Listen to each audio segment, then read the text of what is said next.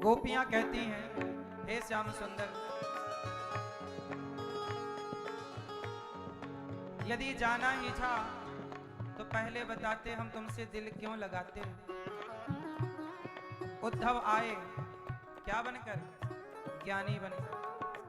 गोपियां क्या करती हैं भगवान से? प्रेम करती हैं गोपियां। गोपियां कहती हैं, श्याम सुंदर कहकर गए थे आऊंगा, आप नहीं आए, क्यों नहीं आए श्याम सुंदर? उद्धव बताओ, कृष्ण क्यों नहीं आए? गोपियां बोली, उद्धव क्या कहा है हमारे कृष्ण ने? उद्धव जी बोले, देखो तुम जिनके लिए रोती हो ना, वो भगवान है, और वो कोई यशोदा के बेटे बेटे नहीं है, वो तो कण कण में रहने वाले व्यापक परमात्मा है। उद्धव जी ने कहा वो भगवान है। गोपियां बोली, तुम ठीक कह रहे हो, वो भगवान है, तुम्हारे लिए भगवान है।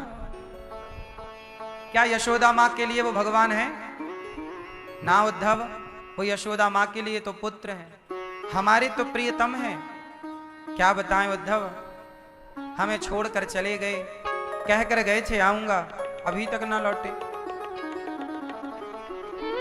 गोपियां बोली, श्याम सुंदर क्या यही प्रेम निभाना है तुम्हारा?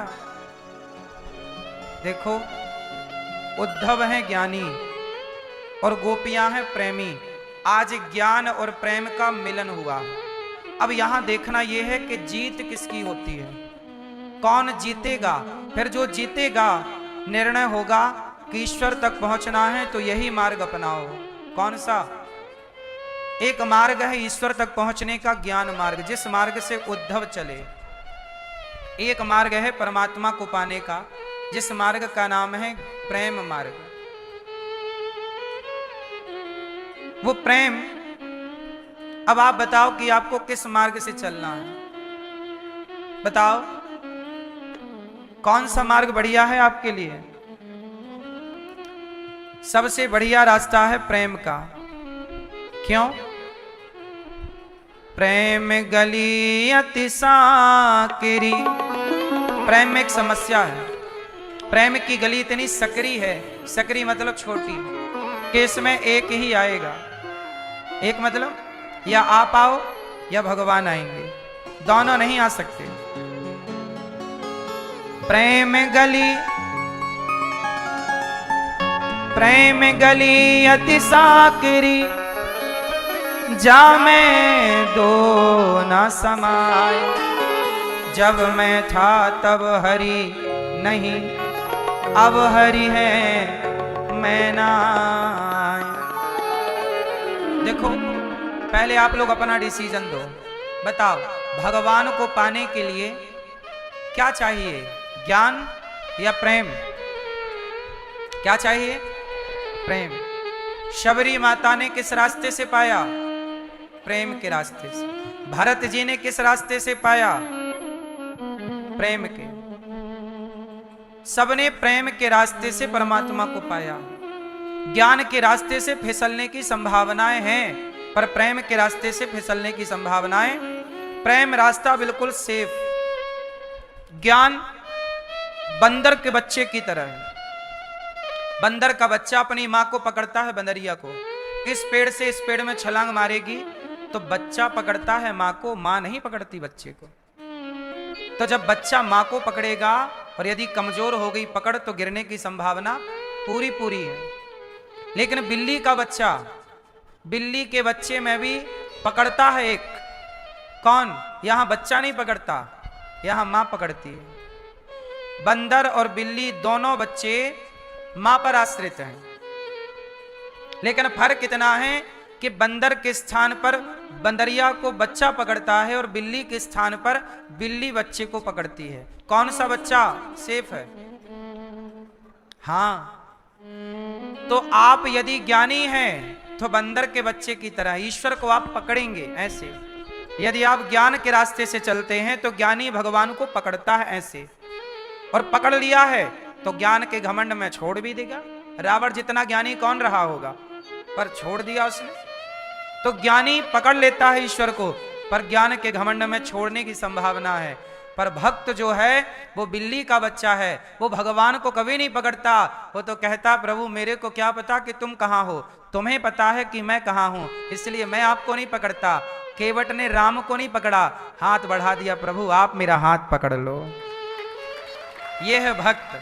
भक्त कभी भगवान को नहीं पकड़ता, भक्त तो अपना हाथ पकड़ाता, आप पकड़ो, मैं पकड़ूंगा तो आपको छोड़ दूंगा, पर आप पकड़ोगे तो फिर हमें कभी छोड़ोगे नहीं, इसलिए हम आपको नहीं पकड़ते। इसलिए कहा कि ये प्रेम की नगरी है। यदि प्रेम के रास्ते से चलना है तो कुछ शर्तें हैं। शर्त क्या है? पानी और नमक या मिश्री। पानी और मिश्री कितने पदार्थ हो गए?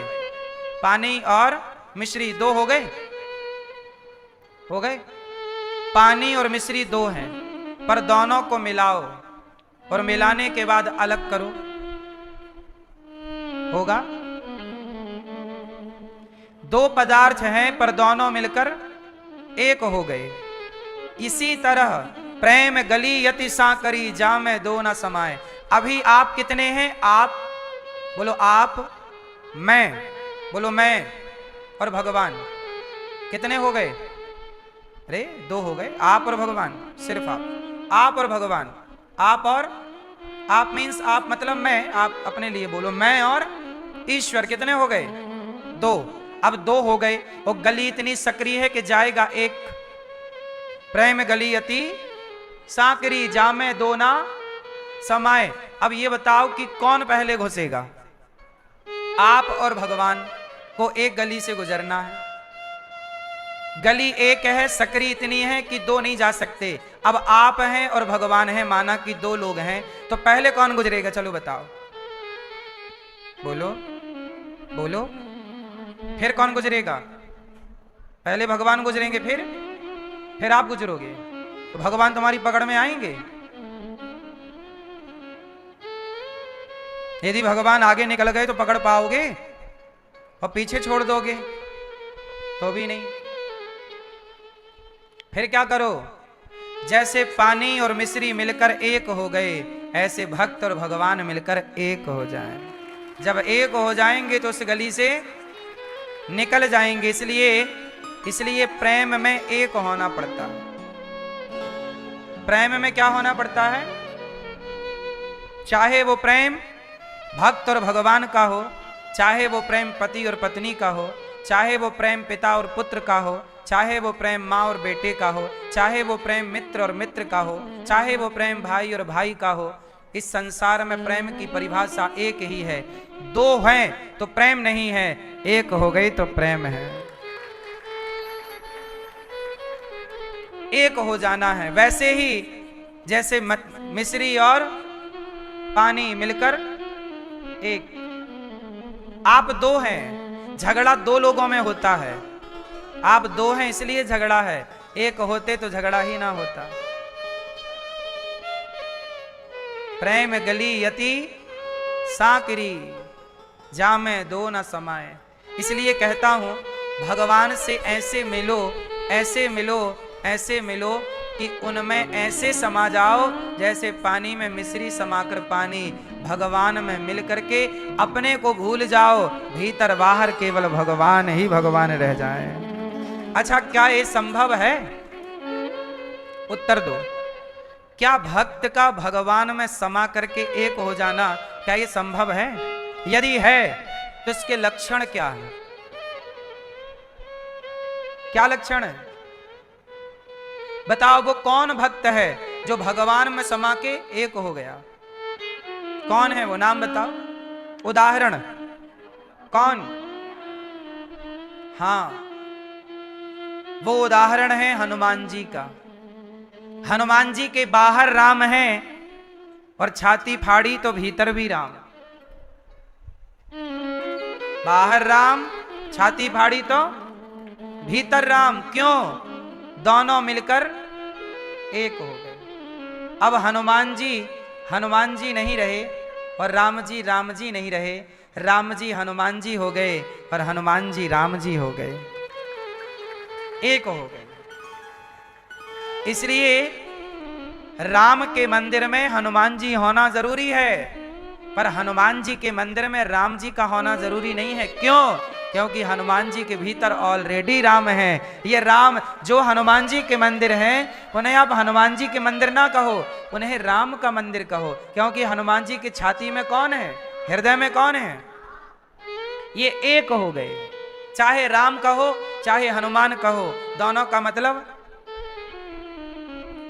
क्यों जी ये बात सही है कि नहीं? ये प्रेम है। चाहे मीरा, अच्छा ये बताओ, मीरा का नाम लेते ही किसका नाम आएगा? बोलो। मीरा मतलब कृष्ण। जहां मीरा की बात होगी वहां कृष्ण की बात करना जरूरी हो जाएगी। क्या मीरा का नाम लेकर कृष्ण का नाम ना लिया जाए? क्या इससे मीरा की कथा पूरी हो सकती है?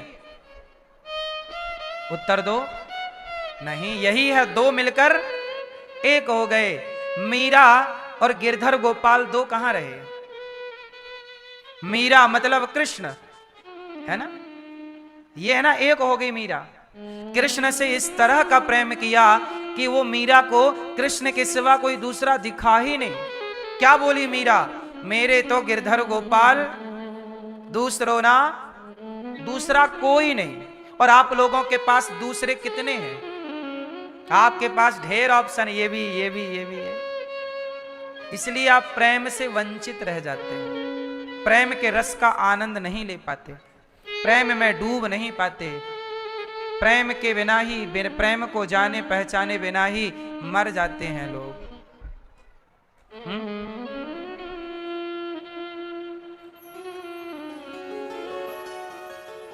प्रेम गली अति साकरी, जामे दो न समाए।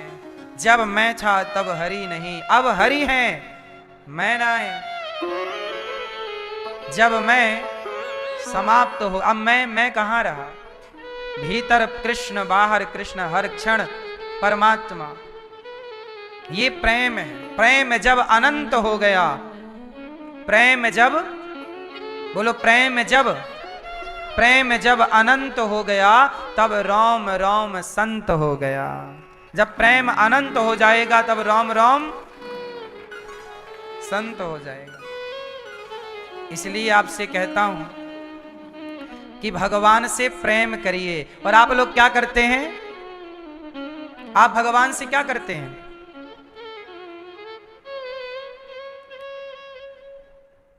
आप भगवान से क्या करते हैं? आप भगवान की पूजा करते हैं। भगवान से प्रेम करना है। प्रेम जब अनंत हो गया, तब राम राम संत हो गया। जब प्रेम अनंत की श्रेणी में पहुंच जाता है तो राम राम राम राम खिल उठता है, खिल जाता है, जीवन सार्थक हो जाता है। कब? इसलिए कहता हूं, जगत का प्रेम कामना करेगा। जगत का प्रेम जगत तक सीमित है, पर जगन्नाथ का प्रेम ब्रह्मांड के हर कोने तक, हर स्थान पर आपका साथ निभाएगा। कभी ये प्रेम आपका पीछा नहीं छोड़ सकता, हर क्षण आपका साथ निभाएगा। प्रेम जब अनंत हो गया, तब राम राम संत हो गया। वाह, क्या बढ़िया बात है। हमारे ऋषि मुनियों ने कितनी बढ़िया बात हम सब तक पहुंचाई कि प्रेम को आप, देवालय बन गया बदन, देवालय बन गया बदन, संत तो महंत हो गया। प्रेम जब अनंत हो गया, तब राम राम संत हो गया। प्रेम पंत अति ही आगम, पार न पावे कोय। जा ऊपर हरि कृपा करे, ताघट भीतर होए। प्रेम पंत अति ही आगम, पार न पावे कोय। जा ऊपर हरि कृपा करें, ता घट भीतर हो। प्रेम न बाड़ी उपजै, प्रेम न हाट बिकाय। राजा पर जा जो रुचे, शीस दिए ले जाय। प्रेम न बाड़ी उपजै, प्रेम की खेती नहीं हो सकती। प्रेम न हाट बिकाय, प्रेम बाजार में नहीं बिकता। क्यों? प्रेम बाजार में बिकता है? खेत में उपजता है? नहीं, ना खेत में उपजता है ना बाजार में बिकता है। ये प्रेम तो बस हो जाए। इसलिए कहते हैं कि प्रेम भगवान से हो गया तो सारी जिंदगी सार्थक, और जगत के प्रेम में उलझे रहे तो कोई लाभ होने वाला नहीं। इसलिए जगत से प्रेम ना करो। प्रेम बड़ी अनमोल चीज है। प्रेम करो घन श्याम से, मन में छवि बसाय। हरि चरणन भक्ति मिले, जीवन सफल हो जाए।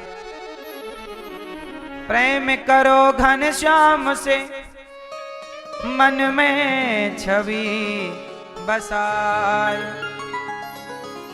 भगवान से प्रेम करोगे, छवि मन में बसाओ, कल्याण हो जाएगा। गोपियां बोली, उद्धव हम ब्रज की भोली गवारनिया, ब्रह्म ज्ञान की उलझन क्या जाने। मेरे और मोहन की बातें एक मैं जानू या वो जाने।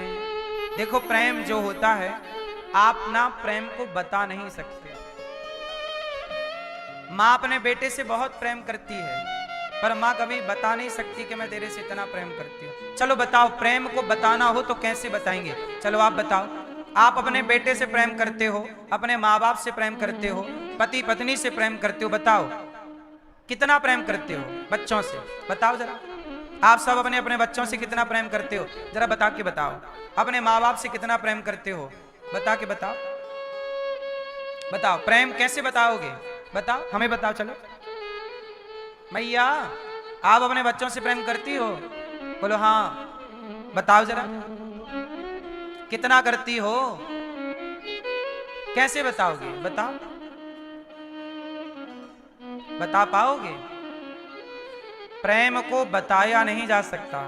प्रेम को केवल फील किया जा सकता है, प्रेम को महसूस किया जा सकता है। उसी तरह भगवान को दिखाया बताया नहीं जा सकता। परमात्मा भी प्रेम है, उसे महसूस किया जा सकता है। ईश्वर ही प्रेम है। इसलिए कहते हैं भगवान प्रेम स्वरूप है। इसलिए भगवान को प्रेम किया जाए, प्रेम में उसे महसूस किया जाए। जब प्रेम भगवान से होगा तो फिर आपको किसी के प्रेम की जरूरत नहीं पड़ेगी। अभी आप लोगों को प्रेम की जरूरत पड़ती है, सबका प्रेम चाहिए। आपको सबका प्रेम ना मिले तो आप रोने लग जाते हैं, है ना? एक लड़की कहती है मैं इस लड़के से बहुत प्रेम करती हूं। अब बताओ, वो लड़की प्रेम करती है कि नहीं? एक लड़का कहता है मैं इस लड़की से बहुत प्यार करता हूं, प्रेम करता हूं। बताओ, वो लड़का प्रेम करता है कि नहीं? उत्तर दो जोर से, जोर से। नहीं करता। मैं पहले कई बार कह चुका हूं कि कोई आपसे प्यार क्यों करेगा? कोई आपसे प्रेम क्यों करेगा? प्रेम कभी इंसान से नहीं होता। आप कितना भी आई लव यू कहो, माला जपो आई लव यू की, कुछ ना होगा। प्रेम कभी इंसान से हो नहीं सकता। कोई लड़का कहे कि मैं इस लड़की से प्यार करता हूं, लड़की कहे मैं इस लड़के से प्यार करती हूं, ये प्रेम नहीं है। ये केवल एक जवानी का अटैचमेंट है। ये कुछ दिनों की मोहब्बत है, धीरे से ये मोहब्बत का भूत उतर जाएगा। हाँ या ना? होता है ये, एक उम्र होती है इसकी भी एक टाइमिंग होती है जब प्रेम का भूत चढ़ता है। फिर जब आप थोड़ा समझदार होते हैं तो धीरे धीरे वो भूत उतरता है। लेकिन भूत जब उतरता है तो जैसे बाढ़ आती है तो आ तो जाती है, लेकिन जब उतरती है तो पता चलता है कि तबाही कितनी हुई, नुकसान कितना हुआ। ये प्रेम की बाढ़ जब आती है तो बड़ा अच्छा लगता है कि यार प्रेम हो गया, लेकिन जब ये प्रेम का भूत उतरता है तो सब कुछ तबाह करके जाता है। ना लड़की लड़की रह जाती है, ना लड़का लड़का रह जाता है, जिंदगियां बर्बाद हो जाती हैं। इसलिए कहता हूं कि ये प्यार व्यार के चक्कर में ना पड़ो। इसलिए ये गीत गाया गया, कसमें वादे प्यार वफा सब बातें हैं, बातों का क्या। लड़के लोग प्यार में पड़ जाते हैं, पढ़ाई धरी के धरी रह जाती है, सारा जीवन बर्बाद, ना प्यार हाथ लगा ना आगे का भविष्य, बलिदान हो गया ना भविष्य, और कर लो प्यार। बाद में लड़कियां रोती आती हैं, माँ माफ कर दो हमें बड़ी गलती, अब पछताए होत क्या जब चिड़िया चुग गई खेत। ये जिंदगी बार बार मौका नहीं देती, जो मौका मिला था उसे आपने गवा दिया। अब ये छवि कभी सुधारी नहीं जा सकती। इसलिए कहता हूं प्यार व्यार के लफड़े में ना पड़ो। कोई लड़का आपसे प्यार नहीं करता, आप सुंदर हैं तो आपको आई लव यू बोलने वाले बहुत मिलेंगे। आप सुंदर ज्यादा हैं तो ज्यादा लोग आपको आई लव यू बोलेंगे।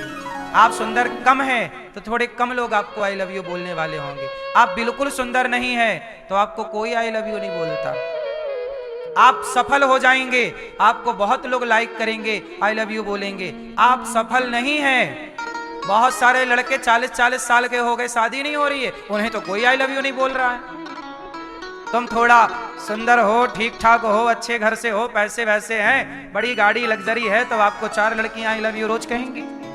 वो लड़कियों को भी तो देखना है ना कि ये हमें मोबाइल वोबाइल दिला सकता है कि नहीं, ठीक ठाक घुमा सकता है कि नहीं। हर आदमी ना अपने स्वार्थ से आई लव यू बोलता है, वरना आई लव यू आजकल फ्री में कौन पूछ रहा है? बोलो हाँ। आजकल आई लव यू भी उन्हें मिलते हैं जिसके पास मेंटेन है स्टेटस। बोलो हाँ। यदि आपके पास स्टेटस मेंटेन नहीं है तो आपको आई लव यू। कितने लड़के बेचारे फटिया रहे हैं, शादी नहीं हो रही, 40-40 साल के हो गए, कोई आई लव यू उनको बोलता तो शादी ना हो जाती। जो लड़कियां सुंदर नहीं है वो रोती हैं हमारा ब्याह नहीं हो रहा है। एक लड़की रोने लग गई, गुरुजी हमारा ब्याह नहीं हो रहा है। लो भैया, क्योंकि वो थोड़ा सांवली है। तो ये आई लव यू भी उन्हीं के लिए है जो दिखने में ठीक ठाक हैं, थोड़ा पैसे वैसे हैं। इसका मतलब आई लव यू आपके लिए नहीं है, आपकी सुंदरता के लिए है, आपके पैसे के लिए है। पैसा खत्म, आई लव यू खत्म, सुंदरता खत्म, आई लव यू खत्म। इसलिए आज के लड़कों का जो आजकल शादी करते हैं ना, तलाक हो जाता है। क्यों? क्योंकि शादी करी थी ना सुंदरता देख के, और वो सुंदरता उसकी नेचुरल थी नहीं, बेचारी मेकअप करके आई थी।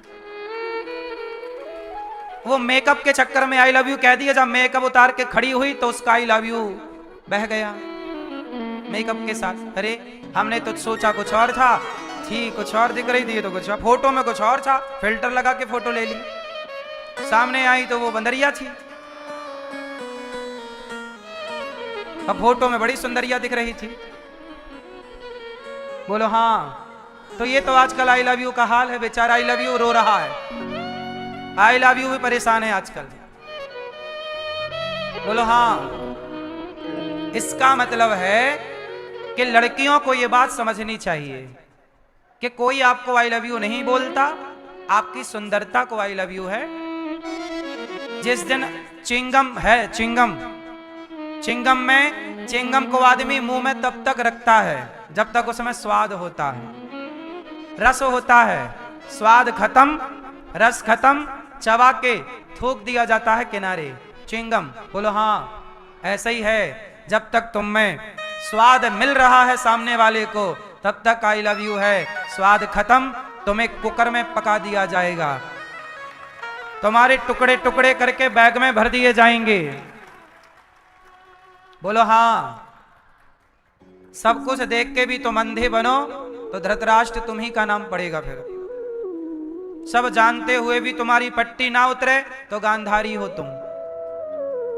आज की समाज को देखकर भी यदि आपकी आंखें ना खुली, आज के माहौल को देखकर भी यदि तुम्हारी लड़की और लड़के नहीं सीखे, तो फिर धृतराष्ट्र हैं ये, और इनके सर्वनाश का कारण फिर यही है। फिर मत रोना, समाज दर्पण है, रोज आए दिन केस हो रहे हैं, फिर भी तुम्हारी अक्ल नहीं आ रही है, फिर भी तुम्हारा प्यार का भूत नहीं उतर रहा है, तो बाद में मत रोना, क्योंकि बाद में तुम्हारे पास सिवाय रोने के कुछ ना रहेगा। बात सही है कि गलत है? इसलिए हमारी बहन बेटियों को कोई आपको आई लव यू कहे, तुरंत जस का तस उसका आई लव यू उसके मुंह पे मारो। ले तेरा आई लव यू नालायक कहीं के, उसका आई लव यू लेने का नहीं। हा? और कोई लड़की आई लव यू कहे, आजकल लड़कियों का तो आई लव यू लो ही मत, इनका आई लव यू 25-30 लाख से उतारेगा, खेत वे सब बिक जाएगा, तुम्हारा बाप कंगाल हो जाएगा आई लव यू के चक्कर में। बोलो हाँ। पहले आई लव यू बोलती है, बाद में तलाक के कागज बोली 20 लाख दो। इसलिए लड़कों को बिल्कुल सावधान, लड़कियों का आई लव यू तो लो ही मत, बाहर दरवाजे पे लिख दो, कृपया अपना आई लव यू अपने पास रखें। क्यों जी, बात सही है कि नहीं? फिर कितने लड़के बेचारे शादी करके और फिर उसका मेंटेनेंस दे रहे हैं और वो दूसरे के संग मौज कर रही है, मेंटेनेंस इससे ले रही है, और 10 लाख 20 लाख 50 लाख। आजकल सबसे बढ़िया धंधा क्या है? तलाक। शादी करो, तलाक का केस डाल दो, 10-20 लाख कहीं नहीं गए। इतना दहेज देती नहीं है लड़कियां जितना मांग लेती हैं। सही है कि नहीं? एक जमाना था जहां दहेज लिया जाता था, अब तो लड़के वापस कर करके परेशान है। क्यों जी, बात सही है कि नहीं? शादी करके कंगाल हो गए कई। बोलो हाँ। जमीन जायदाद तो बिक गई शादी के बाद, और ये तुम्हारे साथ भी हो सकता है। ये तब तक चलेगा जब तक आप सब अपनी अपनी बेटियों को बढ़िया संस्कार नहीं देते, ये तब तक चलता रहेगा। ये मत सोचना कि आज उसके साथ हुआ है, नहीं, आपके साथ भी हो सकता है। ये तब रुकेगा जब हर बाप जिम्मेदारी से अपनी बेटी को संस्कार देगा, हर मां अपनी बेटी को जिम्मेदार बने। तुम्हारी बेटी जिम्मेदार और संस्कारी है तब तुम्हारे को ठीक ठीक बेटी मिलेगी, बहू ठीक मिलेगी। जब तुम्हारी बेटी योग्य नहीं तो तुम्हें योग्य बहू कहां से मिल जाएगी? योग्य बहू चाहिए तो योग्य बेटियां बनाओ। आज समाज में अच्छी बहुओं की कमी है, सब चाइना मॉडल मिल रही हैं, ब्रांडेड बहुएं मिल ही नहीं रही हैं। हाँ, सही है कि गलत है? सब चाइना मॉडल, काम ही नहीं कर रही हैं बहुएं, जैसे चाइना का सामान काम ही नहीं करता। ऐसे चाइना मॉडल बहुएं काम ही नहीं कर रही हैं। ब्रांडेड बहुएं, ब्रांडेड थी आपकी दादी जब बहू बन के आई थी, अब ब्रांडेड वो थी पहले, अब ब्रांडेड अब कहां है? फिर इसलिए अच्छी कंपनी की अच्छी क्वालिटी की बहू हो, ब्रांड चेक करो। तुम्हारे बाप दादे बढ़िया थे, तुम्हारे बाप दादे शादी के पहले पूरा ब्रांड चेक करते थे कि इसकी माँ कैसी, इसका बाप कैसा, चरित्रवान है कि नहीं, ये पूरा ब्रांड चेक किया जाता था। क्यों? तुम्हारा खानदान कैसा है, गोत्र क्या है, नाम क्या है, पूरी जन्म पत्रिका कुंडली खंगाली जाती थी। बाप दादे क्या, तुम्हारा दादा का कैरेक्टर कैसा था, तुम्हारी दादी का कैरेक्टर कैसा था, तुम्हारा बाप कैसा है, बाप बदचलन है, माँ बदचलन है, तो औलाद कैसी होगी? पहले के लोग पूरा ब्रांड चेक करते थे, ये थोड़ी के असली घी लेने गए और डालडा ले आए। क्यों मैया? आप लोग भी पूरा ब्रांड चेक करो। लड़की का केवल लड़की को नहीं देखा जाता, लड़की के बाप को भी देखा जाता। कि ये कितना अच्छा है, अच्छे घर से है, कैसी इसकी समाज में रेपुटेशन है, कैसी इसकी इज्जत है। भाई मान सम्मान वाला आदमी मान सम्मान से रहता, जिसका समाज में कोई इज्जत मर्यादा नहीं है वो क्या तुम्हारे साथ मर्यादा में रहेगा। इज्जतदार लोग ही इज्जत से रहते हैं। क्यों? अब तुम्हारी गली मोहल्ले में तुम्हारी कोई इज्जत तो है नहीं, कोई इज्जतदारी है नहीं, तो तुम्हारी बेटी क्या इज्जतदारी रखेगी? वो तो आज कटघरे में खड़ा कर देगी तुम्हें। इसलिए इज्जतदार लोग होने चाहिए। पहले के लोग समाज में ये सब कुछ देख, इसलिए शहरों में आजकल तलाक ज्यादा है, गांव में आज भी तलाक कम है। हमारा गांव आज तक, हमारे गांव में एक भी तलाक के केस नहीं है आज तक। मैं इतना बड़ा हो गया क्योंकि आजकल हमारे गांव में आज भी लड़की का ब्याह करते हैं तो पूरा खानदान देखते हैं, तेरा बाप क्या था, तेरी माँ क्या थी, तेरा नाना क्या, तेरी नानी क्या, दादा क्या थे, सब पूरा खंगाल कर तब छोरी देते हैं। ऐसी थोड़ी के शादी.com में गए और ओके कर लिया।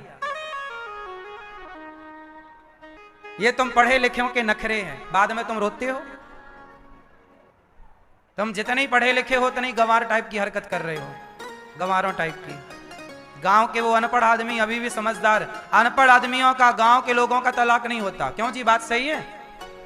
मेरे गांव में तो एक भी केस नहीं है तलाक के, और मेरे गांव के आसपास 4-6 गांव में नहीं है।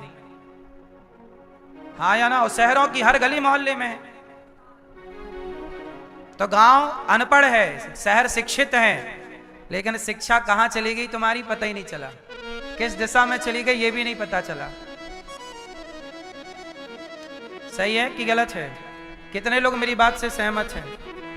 कौन सी बात से सहमत हो?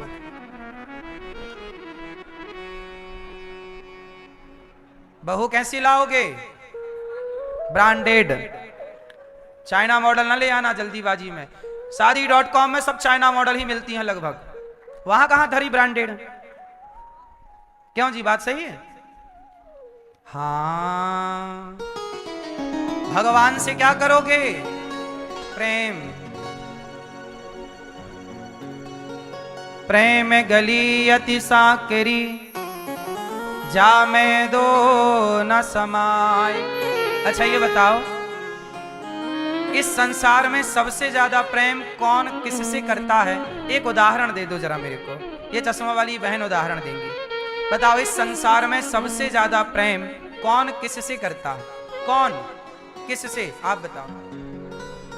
माँ, माँ अपने बेटे से। गलत उत्तर।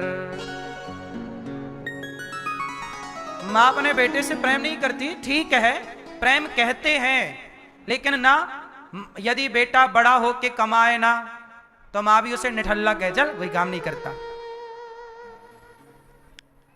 कौन? भक्त भगवान से।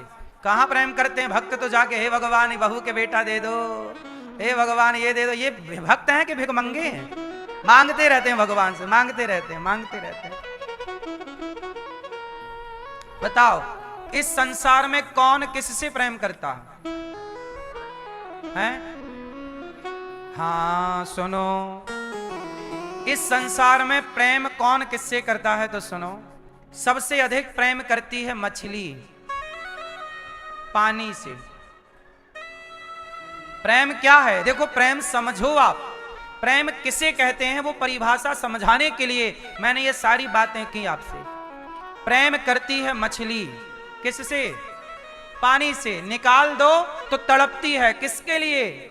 बस जैसे वो पानी के लिए तड़पती है, ऐसे जिस दिन भक्त भगवान के लिए तड़पेगा उसी का नाम प्रेम है। वो तड़प प्रेम है। पानी से क्या करती है मछली? प्रेम। उसके बिना जी नहीं पाती। यदि आप जी गए तो प्रेम कहां है? अरे प्रेम का मतलब तो जी ना पाओ, रह ना पाओ। बातें तो आप लोग ऐसी ही करते हैं, तुम्हारे बिना कैसे जिएंगे। जब आप लोग शादी करते हो, पति पत्नी मिलते हो, क्या बोलते हो? तुम्हारे बिना कैसे रहेंगे, कैसे जिएंगे। जब लुगाई जाती है मायके पहली बार तो आदमी रोता है, कहाँ जा रही हो छोड़ के। पत्नी भी रोती है, 7 जन्म जीने मरने की कसम खाए, है ना। और तभी कुछ साल बाद पत्नी की मृत्यु हो जाए तो आदमी दूसरी लुगाई ले आता है। फिर उससे भी कहता है तुम्हारे बिना कैसे जिएंगे, और पहली वाले के बिना जी रहा मस्त दूसरी के साथ। तो सब झूठ चल रहा है, झूठे दिलासे हैं यहाँ पर, झूठी बातें हैं। इन झूठी बातों को आप सच मान लेते हैं, ये आपकी मूर्खता है, इसमें हम क्या करें। सच्चा प्रेम तो ये है कि जिया ना जाए। मछली जी ना पाती, मछली के पास ऑप्शन नहीं है। सांप भी पानी में रहता है, पर वो पानी से निकाल दो तो मरता नहीं, उसे थल में रहना आता है। जल थल दो जगह रहता है।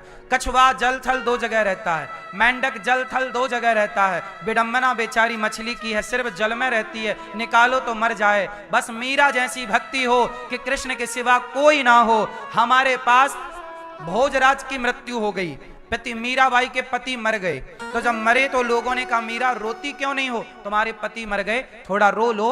मरी मीरा बोली क्या मर गए, बोले पति। मीरा बोली मैंने जिसको पति बनाया वो मर ही नहीं सकता, मैं रोऊं क्यों, मैंने जगत को कभी अपना माना ही नहीं था, इसलिए जगत की घटनाएं मुझे प्रभावित नहीं कर सकती। मेरा तो ऐसे बर को क्या बरूं जो जन्मे और मर जाए, बरिए बर गोपाल को मेरे चुन रो अमर कर जाए। मैंने तो प्रभु को अपना माना है।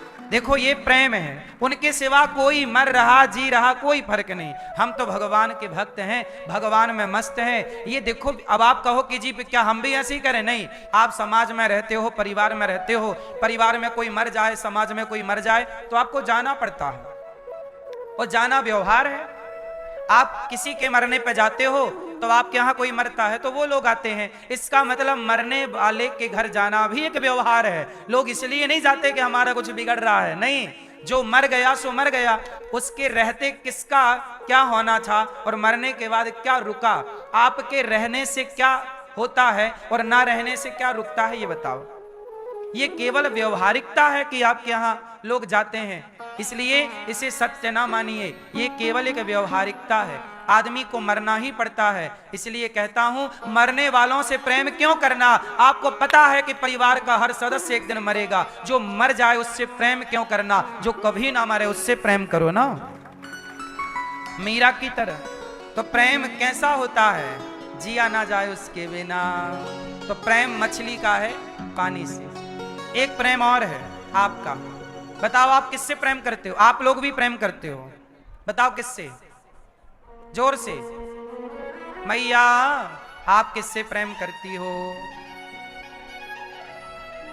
बताओ आप किससे प्रेम करती हो, हैं? भगवान से। अच्छा है मेरी माँ करो। पीली मैया, ओ मेरी माँ, अरे जाते जाते ये तो बता जा, प्रेम करती किससे हो।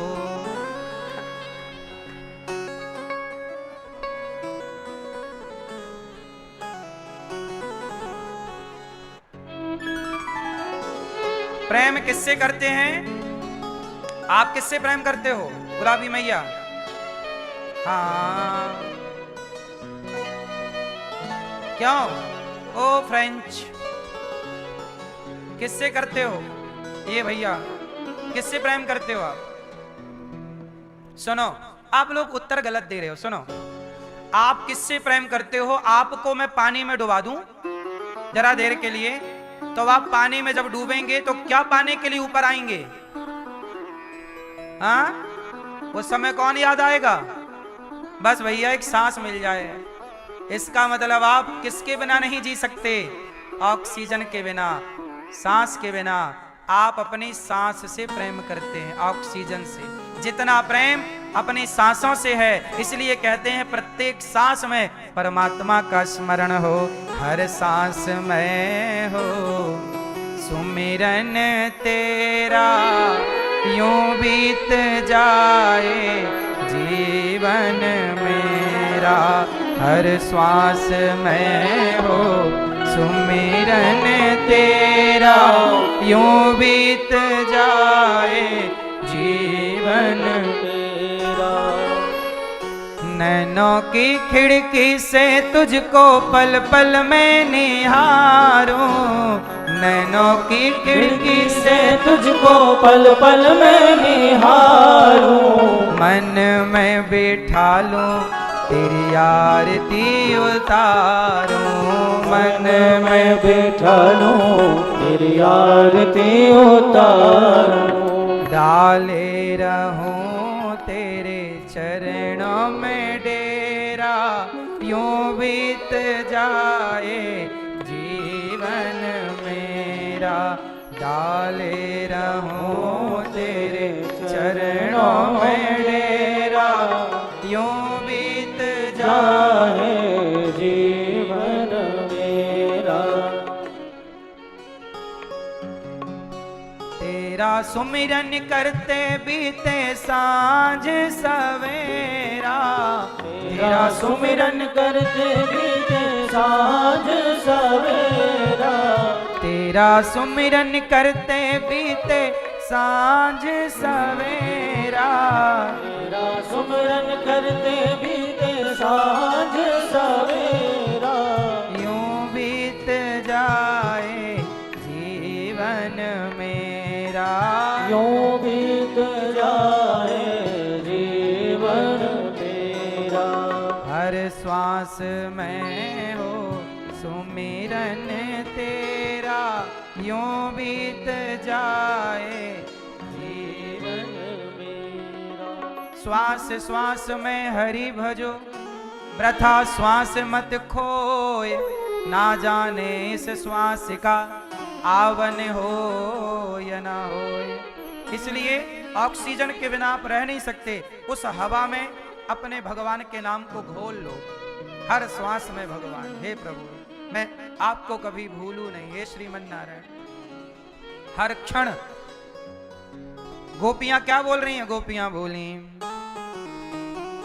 हम प्रेम नगर की बंजारन, जप तप और साधन क्या जाने, मेरे और मोहन की बात एक मैं जानू या वो जाने। हम प्रेम नगर की बंजारन, जप तप और साधन क्या जाने, हम श्याम नाम की दीवानी, नित नैमिक बंधन क्या जाने।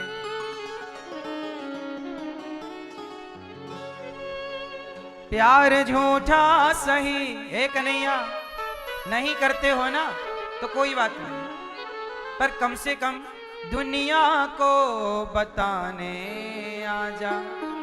हे श्याम सुंदर, हमसे ना सही तू किसी और से मिलने के बहाने आ जा। जब तू आएगा तो हम तुझे देख लेंगे, तुझे देख लेंगी तो मरेंगी नहीं, वरना गोविंद अब मर जाएंगी तेरे बिना। तेरे बिना भी क्या जीना ओ कान्हा रे, तेरे बिना भी क्या जीना। फूलों में कलियों में सपनों की गलियों में, तेरे बिना कुछ कहीं ना, तेरे बिना भी क्या जीना ओ मोहन रे, तेरे बिना भी क्या जीना। गोविंद अब जिए किसके लिए तुम ही बताओ, किसके लिए जिए? आप लोग किसके लिए जी रहे हैं? चलो बताओ, प्रश्न का उत्तर दो। आप लोग किसके लिए जी रहे हैं? सब लोग उत्तर दो। क्यों? आप किसके लिए जी रहे हैं? बताओ बताओ। आप भैया पीली शर्ट वाले बताओ, भगवान के लिए जी रहे हो? भगवान के लिए, भगवान के लिए, परिवार के लिए, परिवार के लिए जी रहे हो? परिवार के लिए तो कुत्ता बिल्ली भी जी रहे हैं। आप किसके लिए जी रहे हो? अपने लिए, अपने लिए जी रहे हो, केवल अपने लिए। आपको किसी से कोई मतलब नहीं, सिर्फ अपने से। इससे अच्छा तो गली का कुत्ता है जो कम से कम मुखिया मालिक के लिए तो जी रहा है, एक रोटी खाता है, बेचारी रात भर उसकी चौकीदारी करता है। भाई अपने लिए जीने वालों से बढ़िया तो मुझे कुत्ते लगते हैं। सही बताओ, कुत्ता कम से कम उस मालिक के लिए जीता है जिसकी रोटी खाता है। बोलो हाँ कि ना? हाँ मेरे दोस्त। फिर दोबारा ये मत कहना कि अपने लिए तो बेटा कुत्ते बिल्ली अपने लिए जीते हैं, है ना? हम मनुष्य हैं और अपने लिए जिए, क्या जिंदगी है? परमार्थ के कारण भगवान अवतार किसके लिए लेते हैं? उत्तर दो, बताओ भगवान अवतार किसके लिए लेते हैं? मैया सो जाओ, है? काय के लिए जी रही हो? सोने के लिए। सुनो, भगवान अवतार किसके लिए लेते हैं? बोलो, भगवान अवतार किसके लिए लेते हैं? भगवान क्या अपने लिए जीते हैं? बताओ भगवान किसके लिए जीते हैं? भगवान विप्रधेनु सुर संत हित लीन मनुज अवतार, वो नारायण जो क्षीर सागर में लेटे थे, कोई मतलब नहीं दुनिया से, लेकिन जब भक्तों पर संकट आया तो वो नारायण अपनी नींद तोड़ करके, अपना शयन भंग करके, अपना सुख छोड़कर और संसार में आके 14-14 साल वनवास में नंगे पांव चलते हैं कि समाज को एक अच्छा भाई बनकर बता दूं कि भाई ऐसा होना चाहिए, एक अच्छा बेटा बनकर बता दूं कि बेटा ऐसा होना चाहिए। किसके लिए जी रहे हैं राम? वनवास काय के लिए गए? क्या जरूरत थी राम को वनवास जाने की? ना जाते? इसलिए गए कि युगों युगों तक समाज में एक अच्छा बेटा स्थापित रहे कि बेटा ऐसा होना चाहिए राम के जैसा, भाई ऐसा होना चाहिए राम के जैसा, राजा ऐसा होना चाहिए राम के जैसा, दया कैसी होनी चाहिए राम के जैसी, कि शबरी के पास भी गए और गले लगाया। समाज की हर कुरीतियों को, जातिवाद पर दुनिया बटी थी, भगवान ने जातियों की दीवारें तोड़कर शबरी के बेर खाए, निषाद को गले लगाए, कोई भेद नहीं रखा। राम ने समाज को गले लगाकर बताया, हम गले लगा रहे हैं, तुम गले लगाने में क्यों इतरा रहे हो, कतरा रहे हो, क्यों? इसलिए राम किसके लिए जिए? अपने लिए, समाज के लिए। बोलो हाँ। इसलिए ये दास अनिरुद्ध किसके लिए जीता है? अपने लिए नहीं साहब। मैं गौरी गोपाल आश्रम में वृद्ध माओं की सेवा मेरी जितनी क्षमता करता हूं, माओं की सेवा के लिए, समाज की सेवा के लिए। आप आए तो भूखे ना जाएं। गौरी गोपाल रसोई चल रही है, बेटा अपने लिए कभी ना जियो, अपने लिए जीना ही नहीं। मैं कितना भी थक जाऊं, कितना भी बीमार पड़ जाऊं, लेकिन मैं काम करता हूं। जैसे मुझे भागवत सुनानी है, अब मैं इसी दौरान बीमार पड़ जाऊं, बुखार भयंकर थी, कई बार ऐसा हुआ कि भयंकर बुखार, आंख खोलने की हिम्मत नहीं, ना पानी पिया जा रहा, ना भोजन किया जा रहा। उस हाल में मैंने कथा सुनाई है। काम तो नहीं छोड़ सकते ना, आप इतनी दूर से आए हैं, कथा सुनने आए हैं, तो आपको सुनाना धर्म है ना। अपने लिए जिंदगी क्या जीना है? क्यों? मैं अपना ही जिंदगी जीवा चाहिए, बताओ। मैं अपने लिए तो फिर कमा के खा लूं, कोई दिक्कत नहीं है। लेकिन आप बताइए, गौरी गोपाल में आप आते हो, सबको भोजन मिल रहा गौरी गोपाल में, कोई पैसा नहीं लगता। आपने प्रसादी पाई गौरी गोपाल जी की रसोई में? पाइएगा, देखिएगा, सीखिएगा कि एक सामान्य सा बालक आप लोगों की चिंता करता है कि गौरी गोपाल में कोई आए, धाम में कोई आए तो भूखा ना जाए, वृद्ध माता आए तो उनके रहने की व्यवस्था हो, खाने की व्यवस्था। अपने लिए क्या जीना? हम आपसे सवाल पूछ रहे हैं, बताओ आप किसके लिए जी रहे हैं? क्यों जी रहे हैं? आप किसके लिए जीते हैं? जीना चाहिए, आत्महत्या कभी नहीं करना चाहिए। सबको जीना चाहिए, पर सबको एक लक्ष्य निर्धारित कर लेना चाहिए कि हम किसके लिए जी रहे हैं और किसके लिए जीना है। अब जैसे एक लड़का था, उसके जीवन में एक लड़की आई, और लड़की आई और उसे धोखा देके चली गई। लड़के ने कहा कि अब तो चली गई, अब क्या करें? उसने आत्महत्या कर ली। अब बताओ, उसका आत्महत्या कर लेना सही था? एक लड़का था, 12वीं का रिजल्ट आया, नंबर थोड़ा कम आए या फेल हो गया, उस बच्चे ने गलत निर्णय ले लिया, आत्महत्या कर ली। क्यों कर ली? क्या आपके लिए दूसरे दरवाजे नहीं हैं बेटा? बहुत सारे दरवाजे हैं। यदि आप फेल होते हैं, असफल होते हैं, तो घबराने का नहीं। एक जगह से असफलता मिली तो क्या हुआ? हजारों रास्ते हैं सफल होने के, हजारों रास्ते हैं आगे बढ़ने के। घबराने की बात क्या है? जीना किसके लिए? कोई नंबर के लिए हम जी रहे हैं कि हमारे 100 नंबर आएंगे तो जिएंगे, वरना आत्महत्या कर लेंगे? नहीं, नंबर ना आए क्या दिक्कत? हम नंबर के लिए थोड़ी जी रहे हैं। आपसे मेरी प्रार्थना है, बच्चों को पढ़ाओ पर नंबर के लिए ना पढ़ाओ, नंबरों के दबाव में ना पढ़ाओ कि नंबर लाना। ज्यादा नंबर लाने और कम नंबर लाने से कोई फर्क नहीं पड़ता। आपकी मेहनत होनी चाहिए, पढ़ना चाहिए, पर नंबरों का दबाव ना हो। नंबरों के दबाव में ना पढ़ाओ, वरना आप फिर गधे की तरह चलोगे, फिर आपकी जिंदगी खत्म। गधा बन के नहीं जीना, बिंदास जीना है। कम नंबर आए तो क्या हुआ? कम नंबर वालों के घर में ज्यादा नंबर वाले नौकरी कर रहे हैं। ये बात सही है कि गलत है?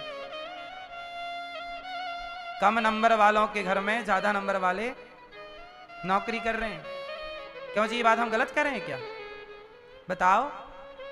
इतिहास में क्या ऐसा नहीं है? क्या समाज में ऐसे लोग ढूंढेंगे तो नहीं मिल जाएंगे? हजारों मिलेंगे, जहां कम नंबर वालों के घर में ज्यादा नंबर वाले नौकरी कर रहे हैं। फिर इसलिए नंबर से कुछ नहीं होता, चक्कर में ना पड़ा करो। नंबर खाक नंबर। आपकी जिंदगी है तो नंबर आ जाएंगे, क्या है? जिंदगी ना कीमती है। अब नंबर नहीं आए तो मर गए, तो क्या कर लो? नंबर का कर लो, अब नंबर का बैठे रहो। इसलिए नंबर के चक्कर में नहीं, पढ़ाई करो। पढ़ाई होती है नॉलेज बढ़ाने के लिए, पढ़ाई शिक्षा होती है ज्ञान को बढ़ाने के लिए, नंबर लाने के लिए नहीं होती। ये सिस्टम गलत है कि आजकल नंबर लाए जाते हैं। नंबर से कोई मतलब नहीं रियल जिंदगी का। हो तो बताओ, बताओ राम के कितने नंबर आए? पढ़ने गए ना गुरुकुल, क्या नंबर लाए राम? भगवान कृष्ण पढ़ने गए उज्जैन, क्या नंबर लाए? पागलों की तरह पढ़ाई चल रही है दुनिया में, नंबर लाओ नंबर लाओ नंबर, खाक नंबर लाओ। टैलेंट आपकी पढ़ाई है, संस्कार आपकी पढ़ाई। आपको बाप को प्रणाम करते आता नहीं, आपको बाप से बात करनी आती नहीं, बाप की इज्जत करनी आती नहीं, तो 100 नंबर लाए हो तो क्या करेंगे? 100 नंबर का खाएंगे तुम्हारे 100 नंबर, चूल्हे में जाए तुम्हारे 100 नंबर। वो बेटा अच्छा जो अपने बाप का सम्मान करता है, वो बहू अच्छी है जो सास की सेवा करने को तैयार है, पानी दे रही है, पति की सेवा कर रही है, परिवार चला रही है। अब तुम्हारे नंबर 100 आए पर सास को तुम सास नहीं मान रही हो, ए बुढ़िया चल बैठ यहां चुपचाप, तो ये तुम्हारी पढ़ाई किस काम की?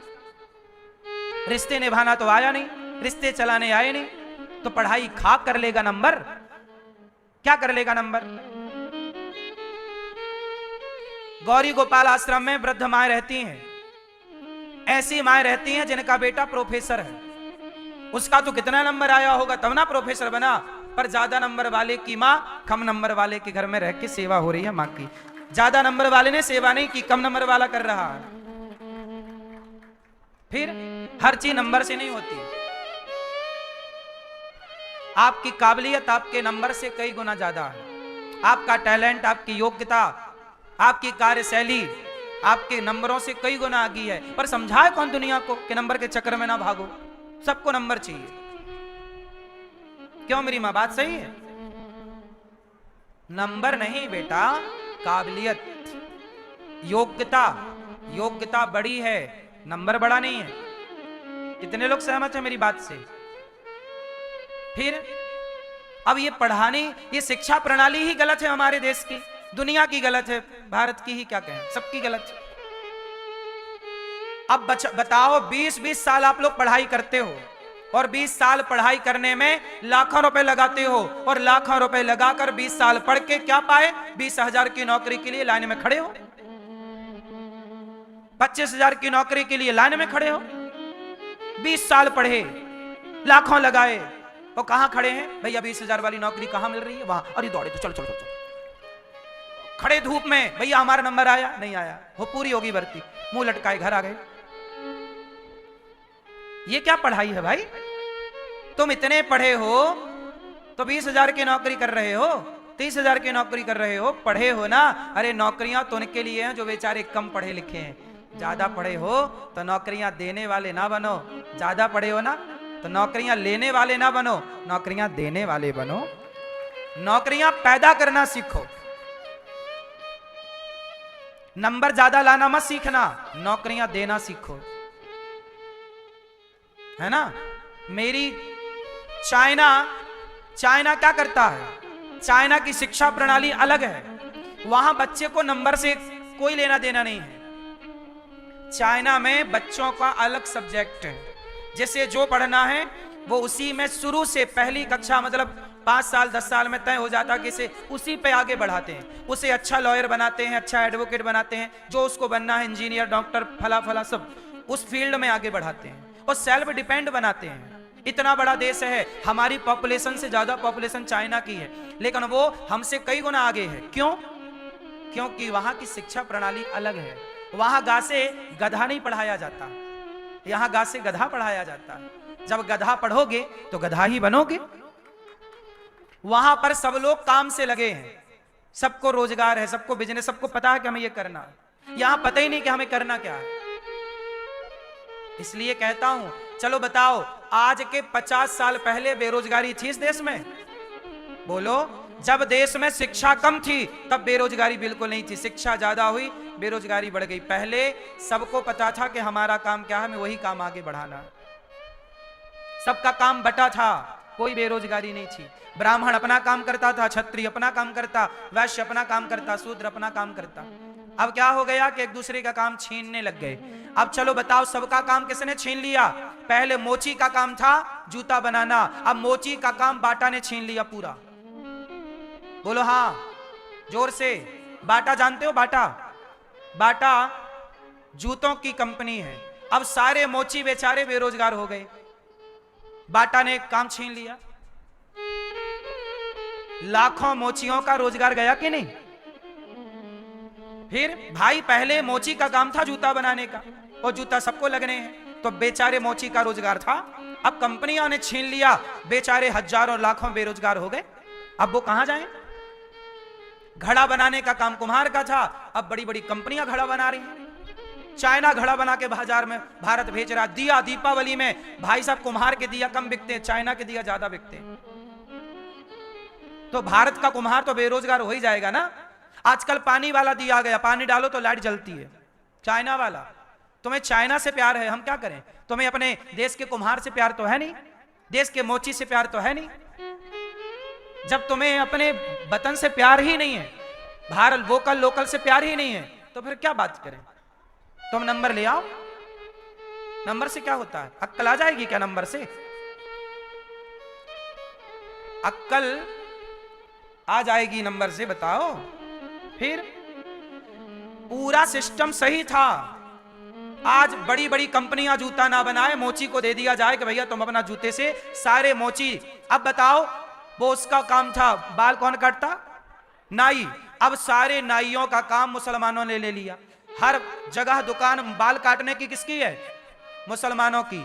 तुम बाल कटवाने जहां जाते हो मुसलमान, क्यों? तुम्हारा नाई खुद का नाई कहां चला गया? अब जब तुम नाई के घर बाल कटवाओगे तो नाई का परिवार चलता है उस पैसे से, उसका रोजगार छीन गया। अब छीन गया तो कहां जाए? चिल्ला रहा बेरोजगार बेरोजगार, बच्चे भूखे मर रहे हैं। सबका सिस्टम बिगड़ा है। जिसका जो काम था बढ़ई का काम था लकड़ी का, अब लकड़ी का काम सारा मुसलमान करने लग गए।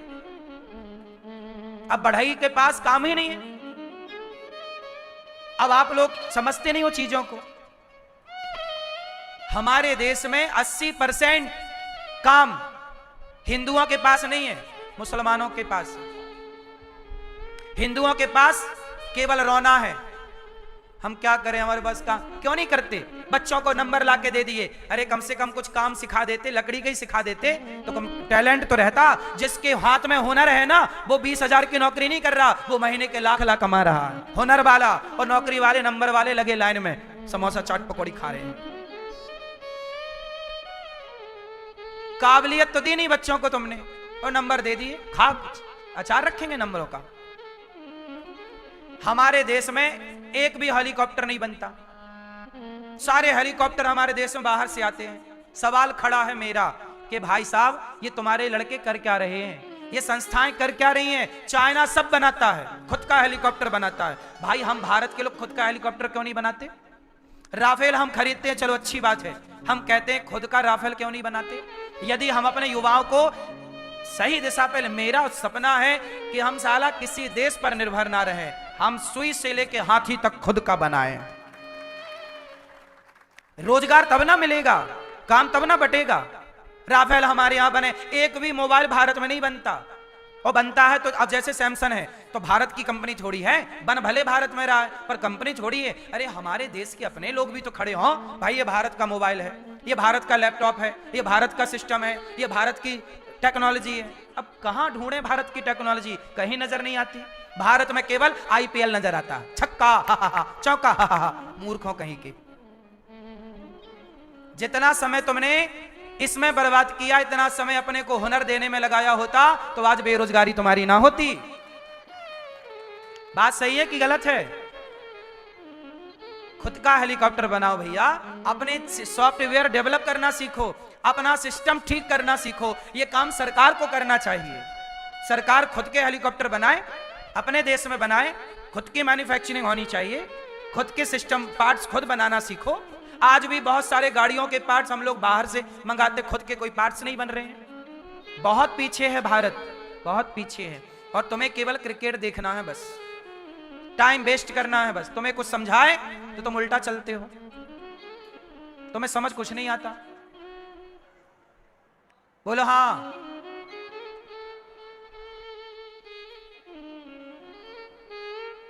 इसलिए कहता हूं बेटा, पढ़ो, नई चीजों का आविष्कार करो, नई चीजें तैयार करो, कुछ नया लाओ बाजार में, कुछ अच्छी चीजें लाओ, कुछ बढ़िया दिमाग लगाओ, है ना? ऐसे काम ना चलेगा कि तुम पड़े पड़े क्रिकेट देख रहे हो। अपना टाइम वेस्ट करने वाला समझदार नहीं होता। इतना बड़ा देश है, इतने सारे जवान बच्चे भारत में, सबसे युवा देश है भारत पूरी दुनिया में। लगभग सबसे युवा देश कौन? भारत। सबसे युवा लड़का लड़की युवा लोग यहां रहते हैं, लेकिन युवा रह के कर क्या रहे हैं? पूरी 4-1.5 महीना 2 महीना गर्मियों की छुट्टियां क्रिकेट। हद होती है। चाइना में क्रिकेट टीम नहीं है। अक्लवान समझदार है वो समझता है कि क्या समय वेस्ट करना, वो काम कर रहा है, काम करे जा रहा है। याद रखना, बहुत जल्दी चाइना सुपर पावर बनने वाला है, अमेरिका को पीछे कर देगा बहुत जल्दी, क्योंकि वो काम किए जा रहा है। काम आपको पता है, भारत की छाती में एक बहुत बड़ा बांध बना रहा है चाइना, इतना बड़ा बांध के वो खोल देगा, भारत डूब जाएगा।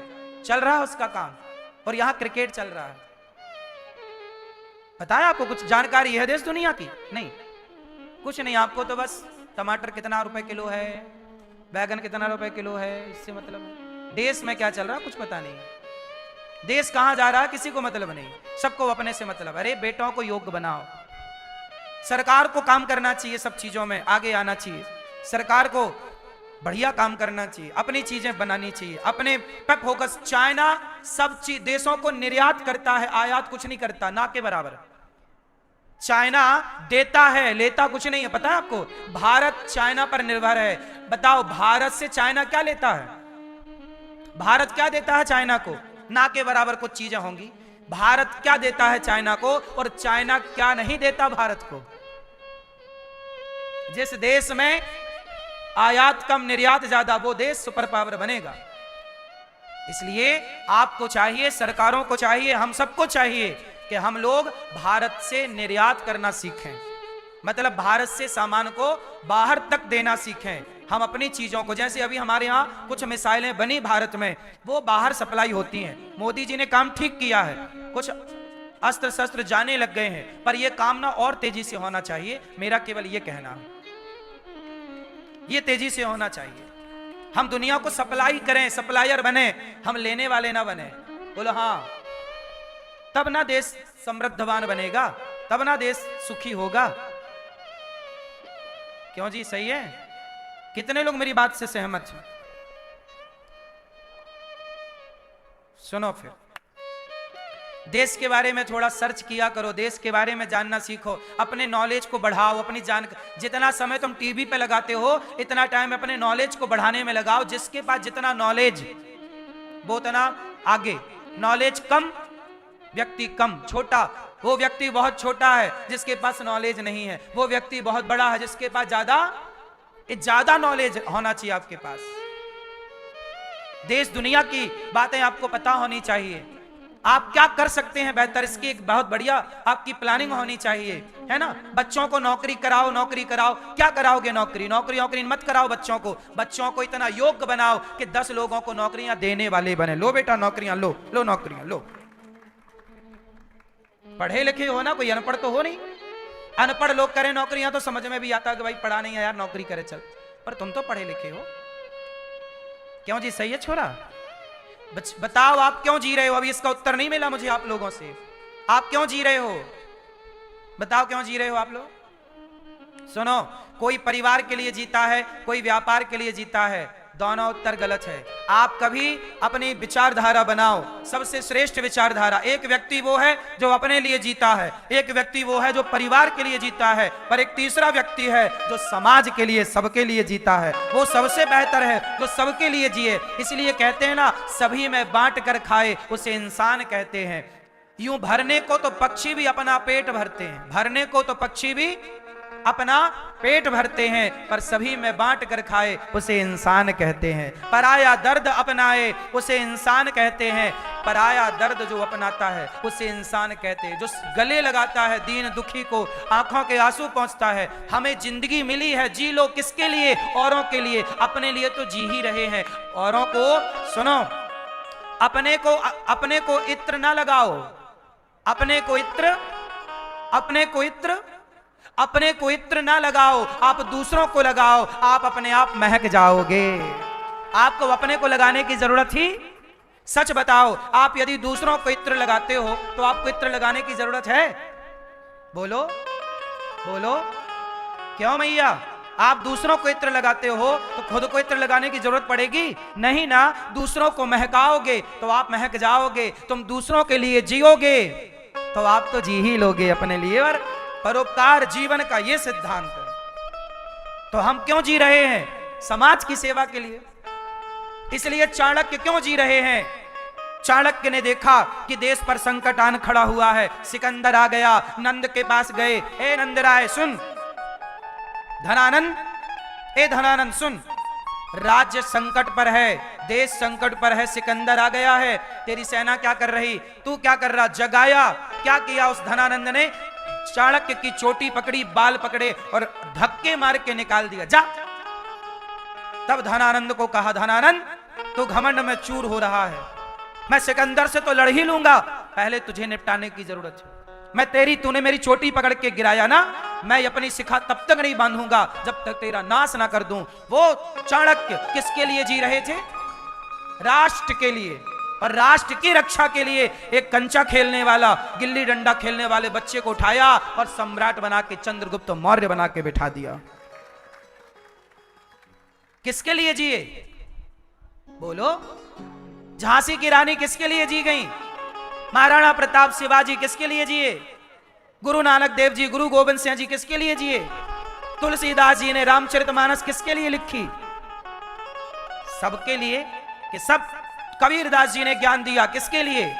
कबीरा सब जग निर्धना, धनवंता नहीं कोई, धनवंता सोई जानिए जिखे राम नाम धन होए। ये साधु संत ये किसके लिए जीते रहे? समाज के लिए। मीराबाई भक्ति के रास्ते पर चली किसके लिए? ताकि समाज मुझे देखकर समाज भी इस रास्ते पर चलना सीखे। समाज के लिए ना जी गई। इसलिए अपने लिए ना जियो, समाज के लिए। इसलिए दास अनिरुद्ध सभी माताओं की सेवा, सभी भक्तों की सेवा करता है कि मैं भी एक दिन मर ही जाऊंगा, अरे जीते जी को समाज की सेवा हो जाए, राष्ट्र की सेवा हो जाए, सेवा हो जाए। इसलिए समाज के लिए जियो, अपने लिए सब जीते हैं। अपने बच्चों का पेट चिड़िया भी भरती है, पर सभी में बांट कर खाए उसे इंसान कहते हैं। इसलिए हम लोग क्या नारा देते हैं? वसुधैव कुटुंबकम, सब परिवार है हमारा। हम सनातनी हैं, हम अपना भला नहीं सोचते। हम क्या बोलते हैं? विश्व का कल्याण हो। बोलो विश्व का, भारत का कल्याण हो। ऐसा नहीं बोलते कि केवल हमारा कल्याण, अरे भारत का कल्याण तो हो ही जाएगा। हम विश्व के कल्याण की बात करते हैं। हम दूसरों को इत्र लगाते हैं, हम दूसरों को महकाते हैं, हम तो महक ही जाएंगे।